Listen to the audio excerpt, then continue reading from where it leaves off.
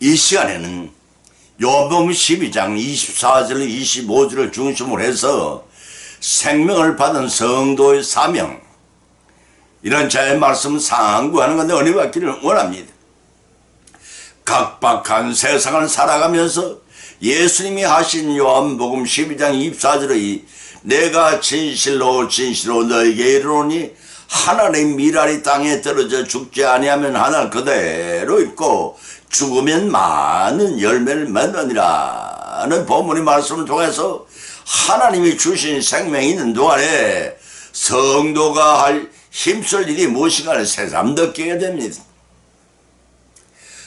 15분이라는 제목의 상황 연극을 예로 들어보겠습니다. 성공의 길로만 매진하던 젊은 청년이 장래의 행복을 꿈꾸며 무대에 나타나서 절구했습니다. 이때 유명한 의학 박사가 그 청년을 진찰한 후에 이렇게 동조하는 말을 했습니다. 허참 이를 어쩐다. 지식이 많고 훌륭한 젊은이지만 목숨이 15분밖에 남지 않았고, 이 말에 의기양양하던 청년은 실언에 빠져 극도의 고민할 수밖에 없었습니다. 이때 우편 배달부가 그 청년에게 박사학위를 전한다는 통지서를 전달했습니다. 조금 후에 또 다른 배달부가 편지 한 통을 가져왔는데 그 청년에게 100만 달러를 상속한다는 통지서였습니다. 의학박사는 그 청년을 물끄러미 지켜보다 딱한 듯이 말했습니다. 이제 자네는 박사가 되었고 또한 백망장자가 되었네. 그러나 자네의 생명이 5분밖에 남지 않았으니 무슨 소용이 있겠나. 그 말이 채 끝나기 전에 배달부 한 사람 편지를 가져왔는데 그 내용은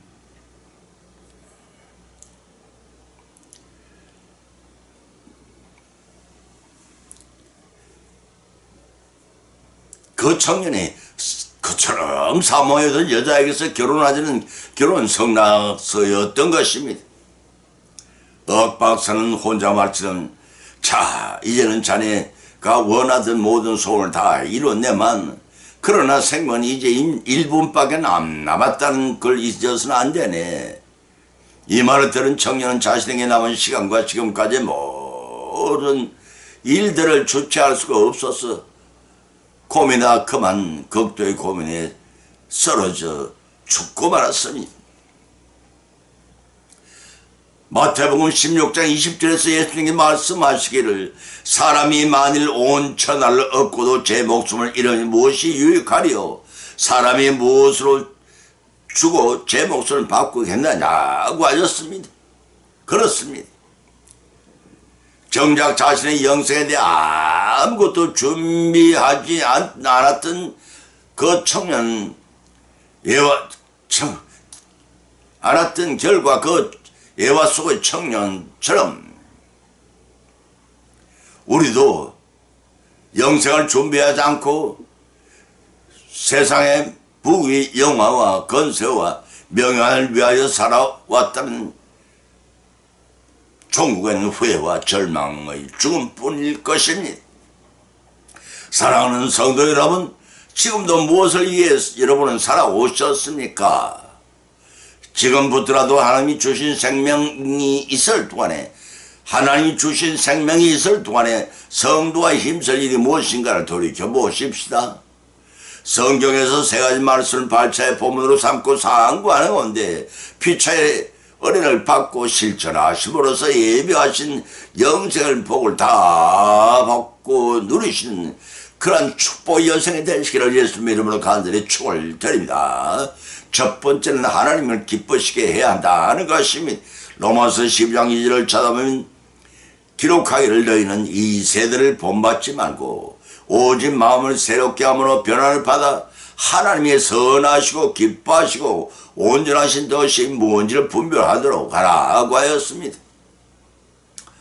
사람은 영혼을 삼하는 육신을 가진 영적 존재입니다. 참 모순적인 말이지요.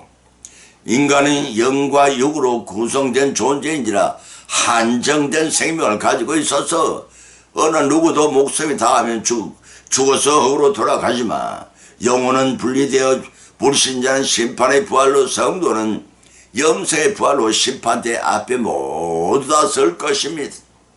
그때 심판의 결과는, 근거는 세상에서 자신이 한평생 살아오면서 행한 행위대로 낱낱이 기록된 생명책을 토대로 판정을 받게 될 것입니다. 이날을 대비해서 우리 성도들은 하나님을 기쁘시게 하는 삶을 살아야 할 이유가 있는 것입니다. 인간은 영혼을 사모하는 영혼을 가졌지만 아담의 선악과 범죄로 하나님 주신 만물을 다스리는 왕권을 사탄에게 내어주고 사탄의 노예가 되는 원죄를 유전 전가받아 죽어가는 신세로 전락하고 맙니다. 영원한 천국의 삶을 소망하면서도 육신의 소욕대로 따라 사는 성도를 향해 요한일서 기자는 요한일서 2장 15절 16절에서 경고하기를, 이 세상이나 이 세상에 있는 것들을 사랑하지 말라. 사랑하지 말라. 누구든지 세상을 사랑하면 아버지의 사랑이 그 수가 있지 아니하느니, 이런 세상에 있는 모든 건 육신의 정욕과 안목의 정욕과 이생의 자랑이다. 자랑이니 다 아버지께로 쫓아온 것이 아니오 세상으로 쫓아온 것이라고 밝혀놓고 있습니다. 사랑하는 성도 여러분, 여러분 목구멍이 포도청이 어찌 사겠느냐고 말씀하실지 모르겠습니다. 그렇다고 세상을 떠나 살라는 것은 결코 아닙니다. 육신만을 위해 세상이 그들의 심취하여 하늘의 것 곧 하나님의 성교 천국을 사모한 일에 등한하지 말라는 것입니다. 엄밀히 따지자면 세상의 모든 것들이 하나님의 것이 아닌 것이라고는 하나도 없습니다. 그러나 인용문에서 육신의 정욕과 안목의 정욕과 이생의 자랑이란 육신의 촉감하는 욕망과 눈을 보고 즐기는 상사는 욕망과 허탄한 이생의 자랑은 하나님의 성기에 필요한 것이 아닙니다. 나 육체를 중심한 인본의 삶을 종국에 파멸되기 때문에 경계하고 있는 것입니다. 왜냐하면 그것들은 세상의 종말이 오면 영생권의 도움은 그냥 떼어진 후회와 절망을 주기 때문입니다. 그렇지만 하나님을 기쁘시게 하는 삶은 현재는 어렵고 힘들더라도 고심감이란 말이 있듯이 고생과 인내를 다하면 반드시 하나님이 언약하신 영생의 복을 주님과 더불어 누릴 수 있게 하십니다. 그렇다면 영생을 망쳐버리는 삶은 무엇일까를 돌이켜보시기 바랍니다. 아름다운 화단에 불을 지르고 물을 많이 부어버린다면 그렇게 될 것입니다. 아름다운 화단에 불을 지르고 물을 많이 부어버린다면 그렇게 될 것입니다. 그러나 그러한 수고를 하지 않아도 화단을 쉽게 망쳐버리는 방법은 그 화단을 그냥 내버려 두는 것입니다. 그렇게 되면 잡초가 무성해져 저절로 황폐해질 것이기 때문입니다. 또 어떻게 하면 부부간의 사랑이 깨어질 수 있을까? 매일같이 터집을 잡아 헐뜯고 상대방의 약점을 노골적으로 공격한다면 그렇게 될 수 있을 것입니다.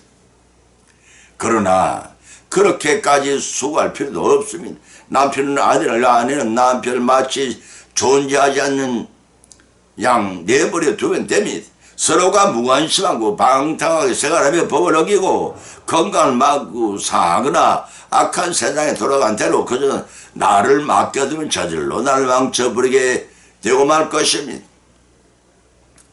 또한 내 영혼을 어떻게 하면 망쳐버릴 수 있을까?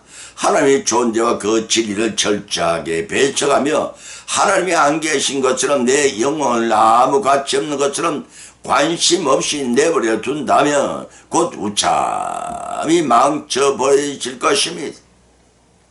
이 세대를 본받는다는 것은 이 세상의 것들의 가치를 잘 깨닫고 있다든지 혹은 세상의 환경에 잘 적응하면서 행동하는든지 하는 것을 뜻하지 않습니다. 그래서 자신의 세상의 흐름에 내맡기면 됩니다. 이는 마치 미세한 세균이 침대에 들어와 서서히 정상이 악화되어 나중에는 온몸을 퍼져 어떻게 할 수 없는 상태까지 이르는 것과 같다 하겠습니다. 이 세대는 나날이 새로운 모습으로 성도를 유혹하며 갖가지 우상을 쫓게 하고 하나님의 뜻을 찾아낼 수 없도록 하고 있습니다. 그래서 결국은 우리 인생을 험한 나라고 몰고 갑니다. 때문에 우리는 마음을 새롭게 하여 날마다 주님의 인격을 담고 다른 데로 변화되어야 하는 것입니다. 그것은 각종 성충들이 나비나 매미가 되기 위해 허물을 벗는 몸부림인 것입니다. 이와 같이 성도는 마땅히 세대를 본받지 말고 마음을 새롭게 함으로써 변화를 받아 하나님이 기쁘시게 한 것이 무엇인지를 분별한 삶을 살아야 합니다. 하나님이 기쁘시게 하는 제일은 주님의 인격을 담고 다른 거품마다 천국 백수로 만들어서 하는 삶을 믿고 이를 인내와 순종으로 성취하여 하나님이 예비하신 복을 다 받고 누리시는 저와 여러분이 되시기를 예수님의 이름으로 축원을 드립니다. 두 번째는 굳센 신앙을 가져야 한다는 것입니다. 잠언서 24장 10절로 12절을 찾아보면 기록하기를 네가 만일 환난 날에 낙담하면 내 힘의 미약함이 범인이라 너는 사망으로 끌려가는 자를 건져주며 살육을 당하게 된 자를 구원하지 아니치 말라. 네가 말하기를 나는 그것을 알지 못하노라고 할지라도 마음을 저울지라 하시는 이가 어찌 통찰하지 못하시겠으며 네 영혼을 지키신 이가 어찌 알지 못하겠느냐. 그가 각 사람의 행위대로 보응하시라 하고 박혀놓고 있습니다. 본문의 말씀 10절에서 만일 환난 날에 낙담하면 내 힘의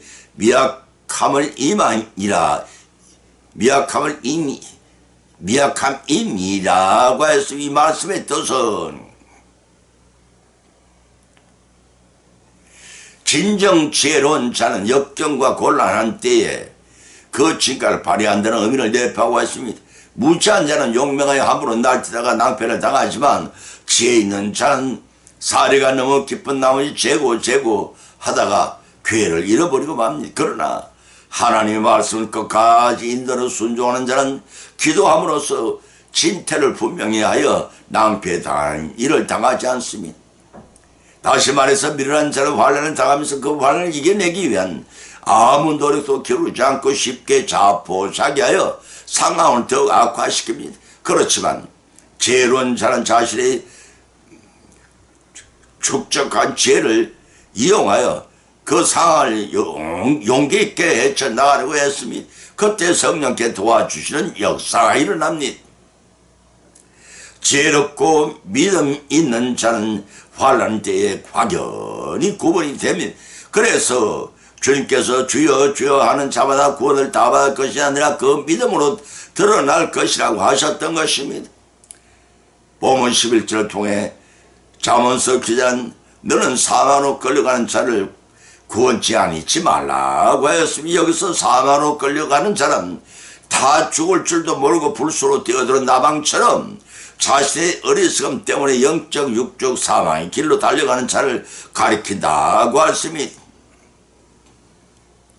그러나 불의한 자 때문에 억울하게 죽음의 위험에 처해진 자를 구원한 데 외면하거나 인색하게 행동하지 말라는 것입니다.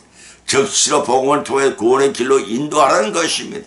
본문 12절에서 사망에 끌려간 자에 대해서 나는 그것을 알지 못한 연노라 할지라도 그가 각 사람의 행위대로 보응하시라고 하셨습니다. 이 말씀이 때 어리석은 자가 나는 그것을 알지 못하더라고 생각하겠지만 그 변명만을 구제의 의무를 대마리 한쪽에서 벗어나야 한다고 생각지 않는다는 것입니다. 그러나 이는 자신이 스스로 고난에 처한 이웃에 대한 무관심에 따르는 것을 증명하는 증거가 될 뿐입니다. 왜냐하면 하나님이 주신 은혜를 기억하는 지혜로운 자는 그 이웃에게 사랑을 베풀 기회를 항상 찾기 때문입니다. 때문에 인간의 모든 생각을 감찰하시는 하나님께서는 그와 같이 이기적이고 개인주의적인 삶을 사는 자들을 미워하시며 반드시 그에 합당한 심판 내리실 것입니다. 뿐만 아니라 사람은 언젠가 그날 예외 없이 누구나 하나님 앞에서 이 땅에서 자신의 삶에 대한 결과를 결코 회피할 수 없고 자신의 행한 대로 행위에 대한 심판은 최후의 배보다 심판에서 받을 것입니다. 에스겔 33장 20절의 말씀 따라서 어떤 변명을 늘어놓더라도 저울질않나 우리의 심령을 통찰하시는 하나님을 결코 속일 수 없다는 사실을 깨달아야 합니다. 그래서 굳센 신앙이 이웃을 내 몸처럼 이웃을 내 몸처럼 진정 사랑함으로써 천하보다 귀한 생명을 구하시는 일에 최선을 다하시는 여생 이번 하나님부터 인정받으시는 그런 축복된 삶을 살아가시기를 예수님의 이름으로 간절히 축을 드립니다. 세 번째는 영원한 생명을 사모해야 한다는 것입니다. 요한복음 12장 24절로 25절을 찾아본 기록하기를 내가 진실로 너에게 이르노니 한 나라의 밀알이 땅에 떨어져 죽지 아니하면 하늘 그대로 있고 죽으면 많은 열매를 맺느니라. 자기 생명을 사랑하는 자는 잃어버릴 것이요 이 세상에서 자기를 생명을 미워하는 자는 영생하도록 보존하리라 그 밝혀놓고 있습니다. 본문의 말씀 예수님께서는 자신의 영광을 받을 만한 때가 임박했음을 전지하시고 제자들에게 영원한 생명에 대해 가르칠 기회를 삼으셨습니다. 주님이 성천하신 이후에 제자들이 걸어가야 할 제자의 도가 무엇이냐 가르쳐 주신 것입니다. 본문 24절을 통해 죽어야 한다는 것입니다.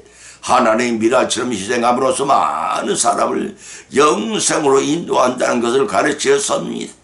이 말씀은 예수님께서 십자가를 통해 인류 구속 사역을 성취하는 길이 자신의 죽음뿐이심을 암시한 것 말씀입니다. 본문 25절은 자기 생명을 미워하는 자, 곧 세상의 정욕을 미워하는 자가 영원한 생명을 얻을 수 있음을 설파하셨습니다. 이런 자기 중심의 삶에서 하나님 중심의 삶을 영위하기 위해 자기를 부정하라는 말씀이기도 합니다. 이러한 주님의 가르침은 영원한 생명을 사모해야 하는 이유가 무엇이냐 깨닫게 합니다. 하나님의 밀알처럼 자기를 전적으로 헌신한 성경 속에서 등장하는 12명을 찾아보면 이러합니다. 창세기 20장 11절을 통해서 아브라함이 아들을 바치기 전까지 한 삶이 그러했습니다. 두 번째는 히브리서 11장 25절을 통해 출애굽 이스라엘을 인도한 모세의 삶이 그러했습니다. 세 번째는 사무엘상 12장 3절로 5절을 통해서 선지자 사무엘의 삶이 그랬습니다. 네 번째는 열왕기상 17장 12절 주의를 통해 사르밧의 과부의 삶이 그러했습니다. 다섯 번째는 역대상 22장 2절로 5절을 통해 다윗이 바로 그러했습니다. 여섯 번째는 에스라서 4장 16절에 에스더의 삶이 그랬습니다. 여섯 번째는 에스더서 4장 16절에 에스더의 삶이 그랬습니다. 일곱 번째는 마태복음 4장 25절에서 베드로를 비롯한 사도들의 삶이 그러했습니다. 여덟 번째는 마가복음 10장 40절까지 요한복음 12장 24절을 통해 예수님이 공생하고 바로 그러하셨습니다. 아홉 번째는 마가복음 10장 45절 요한복음 아홉 번째는 누가복음 21장 4절을 통해서 생활립 전부인 두렙돈을 헌금한 가부가 그러했습니다. 열 번째는 사도행전 2장 45절로 45절 4장 33절로 35절을 통해 초대 교인들이 그러했습니다. 열한 번째는 사도행전 4장 36절로 37절을 통해 모든 소유를 판 요셉의 삶이 그러했습니다. 12번째는 갈라디아서 2장 20절로 빌립보서 3장 7절로 8절을 통해서 사도 바울의 삶이 그러했습니다. 본문 24절에는 예수님께서 친히 말씀하시기를 하나님 밀알이 죽으면 많은 열매를 맺느니라고 말씀하셨습니다. 이 말씀은 아담 한 사람이 사악과 범죄로 말미암아 죄가 세상에 들어오고 이로 인해 사방이 모든 사람이 이런 것처럼 한 분 예수 그리스도께서 우리 죄를 대속하기 위해 죽으심으로 말미암아 저를 믿는 자도 영생을 얻게 될 것을 의미하는 말씀입니다.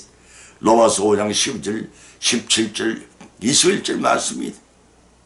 요한복음 6장 35절에서는 예수님 자신은 생명의 떡으로 비유하셨는데 이 역시 예수님과 관계하는 사람들에게 보장된 영생을 말한다는 뜻에서 본절의 말씀과 밀접히 연결되었다고 하겠습니다. 고린도 15장 3절로 36절 38절 말씀이 더욱 경청해야 말씀은 본문 25절의 말씀이 예수님께 친히 말씀하시기를 자기 생명을 영생하도록 보존하리라고 선언하셨습니다. 이 말씀은 자신의 죽으심을 말미암아 많은 사람의 생명을 얻게 될 것에 관한 말씀하시고 제자들이 이와 관련한 자녀 될 지녀야 될 마땅한 삶의 원리에 관한 교훈을 하신 것입니다. 누가복음 14장 26절 27절에서 말씀하시기를 자기 부모와 처자와 및 자기 목숨까지 미워하지 아니하면 능히 나의 제자가 되지 못하리라 하신 말씀을 연상시켜줍니다. 그 절대로 보장을 받는 것이긴 하지만 그 영생의 완전한 성취는 장차 하나님 나라에서 구현된다는 점입니다. 마태복음 25장 3절로 46절 말씀이 이러한 영원한 생명을 삼은 우리 모두의 종국적인 삶이 결실되어 하나님의 축복을 성취하여 누리신 저와 여러분의 성량은 여성이 되시기를 예수님의 이름으로 간절히 축원드립니다. 결론을 맺습니다. 오늘의 본 말씀을 상고하는 가운데 피자의 믿음대로 은혜를 받았고 또한 세 가지 교훈을 받은 줄 압니다. 그 첫 번째 생명이 있을 동안 성도가 힘써야 할 일은 하나님 기쁘시게 하는 일을 해야 한다는 것입니다. 두 번째는 생명이 있을 동안 성도가 힘쓸 일은 굳센 신앙을 가져야 한다는 것입니다. 세 번째는 생명이 있을 동안 성도가 힘쓸 일은 영원의 생명을 사모해야 한다는 것입니다. 이러한 세 가지 말씀을 받은 것을 거치지 말고 우리의 실생활 가운데 실천하고 적용케 하시는 성령의 역사하심에 힘입어 믿음이 성숙되기를 바랍니다. 그리고 주님 결 담고 따라 보면 잘 익어져서 하늘나라에 올랐을 때 성부께서 예비하신 영생의 복을 받고 누리시기를 예수님의 이름으로 간절히 축원드립니다. 찬송가 380장을 올리겠습니다.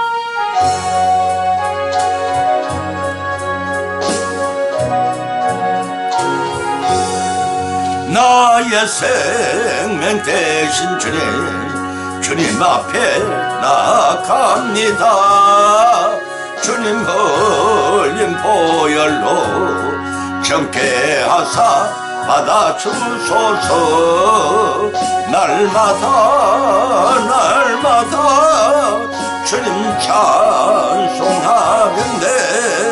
주님 사랑 줄러서 나를 굳게 잡아매소서. 괴로운 세상 지날 때 나를 인도하여 주소서. 주님 믿고 나가면 나의 길을 잃지 않겠네. 날마다 주님 찬송하는데 주님 사랑 줄러서 나를 굳게 잡아 매소서.